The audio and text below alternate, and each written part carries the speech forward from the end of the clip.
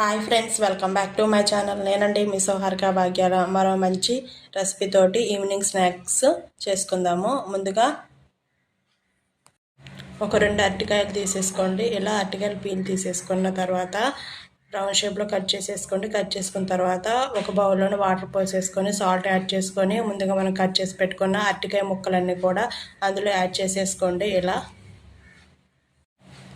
1 cup శనగపిండి add చేసుకోండి. శనగపిండి యాడ్ చేసుకున్న తర్వాత 1 టేబుల్ స్పూన్ కారం యాడ్ చేసుకోండి. అలాగే 1/2 టేబుల్ స్పూన్ సాల్ట్ యాడ్ చేసుకోండి.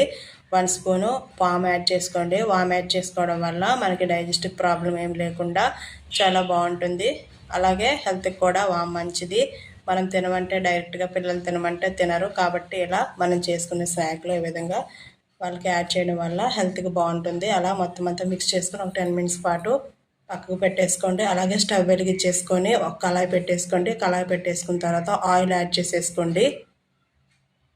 ఈ అరటికాయ ముక్కలన్నీ కూడా ఆ పిండిలోనే యాడ్ చేసుకొని మొత్తం అంతా ఈ విధంగా ఉంచేసుకొని ఆయిల్లో స్ప్రెడ్ చేసేసుకోండి. ఇలా ఆయిల్లో స్ప్రెడ్ చేసుకున్న తర్వాత చూడండి ఇలా స్ప్రెడ్ చేసేసుకోండి. అలాగే ఈవినింగ్ స్నాక్ అరటికాయ బజ్జీ అనేది చాలా స్పెషల్ అండి. చాలా కూడా టేస్టీగా బాగుంటుంది. ఎందుకంటే బయట బండ్ల మీద తినడం కంటే మన ఇంట్లో ఓన్గా ప్రిపేర్ చేసుకోవడం వల్ల చాలా టేస్టీగా ఉంటాయి. అలాగే హెల్త్కి కూడా చాలా మంచిది. ఈ విధంగా అరటికాయ బజ్జీ రెడీ అండి. చూడండి ఇలా రెడీ అయిపోయాయి. అరటికాయ బజ్జీ రెడీ అండి. చాలా చాలా సింపుల్ ప్రాసెస్, అంతా ప్రాసెస్ ఏముండదు. అలాగే రెసిపీ నచ్చినట్లయితే సబ్స్క్రైబ్ చేసుకోండి.